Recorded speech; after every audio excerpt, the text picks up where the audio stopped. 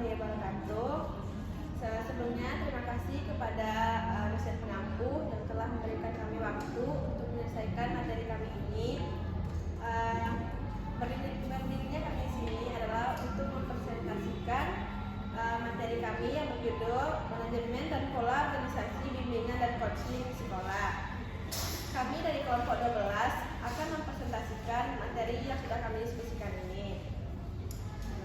Saya sebagai moderator yang bernama Muhammad Zahra dan rekan saya Cynthia Zahra Putri serta Nur Aisyah. Kami akan membacakan materi kami. Materi pertama yang akan dibacakan oleh Cynthia. Kepada Cynthia dipersilakan.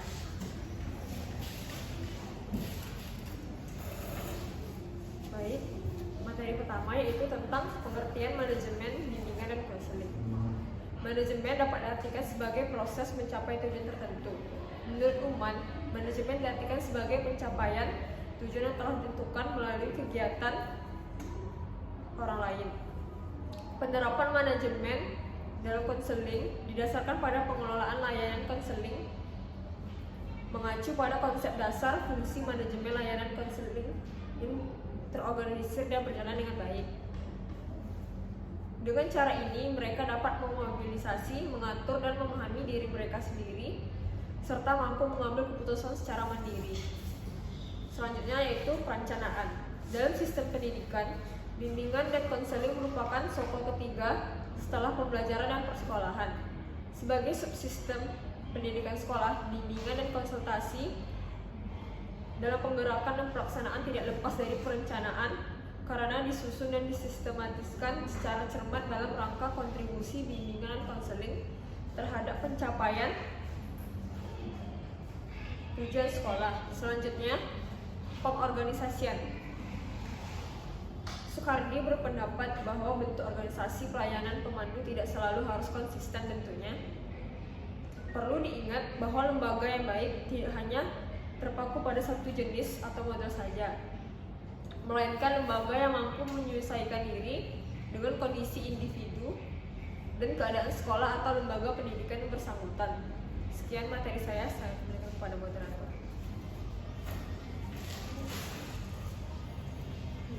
Terima kasih kepada Cynthia. Materi selanjutnya yang akan saya bacakan sendiri yaitu D. Penggerakan. Dalam satu pendidikan, di setiap sekolah harus ada rancangan sebuah program bimbingan counseling. Karena itu adalah bagian integral dari program yang ada di sekolah secara menyeluruh. Guna program itu diadakan di sekolah, yaitu sebagai sebuah acuan dalam pelaksanaan sebuah layanan bimbingan dan counseling. Di mana program yang perlu dirancang serta diprogramkan pun ada dua jenis, yaitu satu, program tahunan sebagai program sekolah, di mana program tahunan ini dibuat dalam satu schedule atau matriks karena maksud dari program tahunan ini adalah menurut alokasi waktu yang ada pada tiap semester, tiap program mingguan dan program bulanan. Yang kedua yaitu program kegiatan dalam pelayanan bagi setiap guru pembimbing yang ada disesuaikan dengan pembagian tugas dari layanan yang ada di sekolah. Membuat sebuah program seperti satuan layanan juga badan dalam satuan pada kegiatan pendukung pada saat akan memberikan sebuah pelayanan untuk siswa.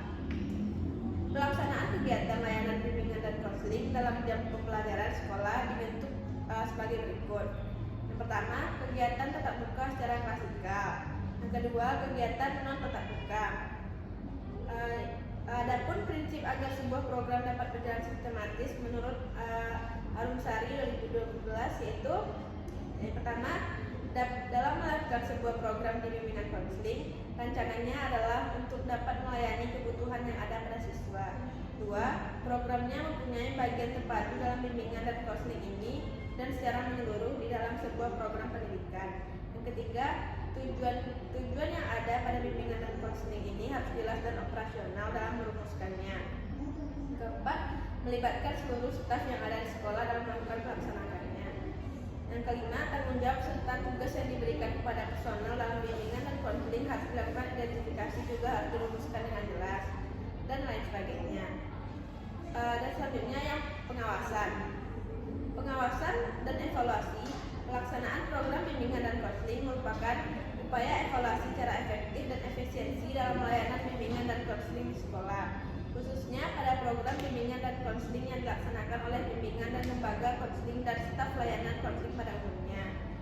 Kegiatan pelayanan bimbingan dan konseling antara lain yaitu: pertama, konseling individu dan kelompok; yang kedua, berkonsultasi dengan siswa, orang tua, dan guru; yang ketiga, membandingkan dengan mengukur minat, kemampuan, dan perilaku; dan yang terakhir, mengkoordinasikan pelaksanaan layanan bimbingan dan konseling bagi siswa di sekolah. Sekian presentasi dari materi dari saya. Selanjutnya materi terakhir akan dibacakan oleh Aisyah. Kepada Aisyah, disilakan.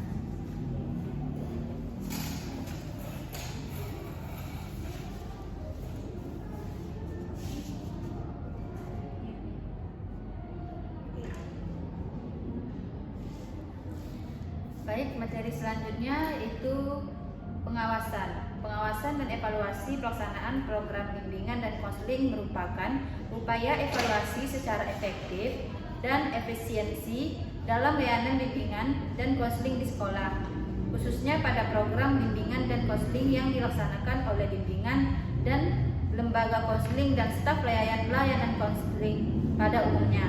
Beberapa kegiatan pelayanan bimbingan dan konsultasi yang diperbaharui antara lain: A. Konseling individu dan kelompok; B.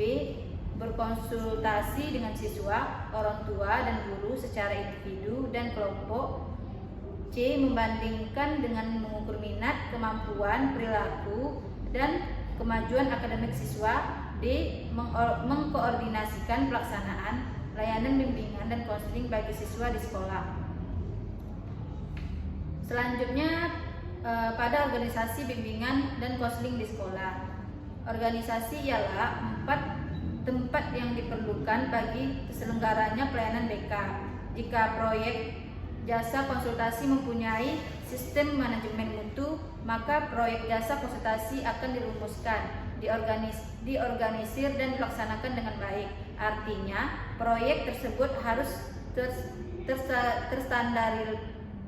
terstandarisasi, dilaksanakan mekanisme kerja yang jelas, sistematis, dan mempunyai pengawasan yang jelas, dan persyaratan sarana dan prasarana, upaya bersama, pembinaan, dan konsultasi. Organisasi berasal dari kata Yunani organon yang berarti alat. Pengertian organisasi telah banyak dibahas oleh para ahli dan prinsipnya pada dasarnya tidak ada perbedaan. Secara umum, organisasi merupakan suatu sistem kerjasama untuk mencapai tujuan tertentu yang didorong oleh kesadaran bersama orang-orang yang ada dalam organisasi tersebut.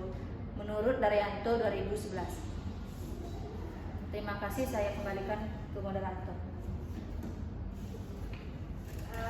Terima kasih kepada Aisyah.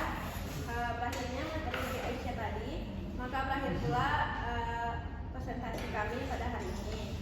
Saya selaku moderator mohon maaf jika ada kesalahan dan juga perbuatan kami yang salah selama presentasi. Kami tutup. Assalamualaikum warahmatullahi wabarakatuh.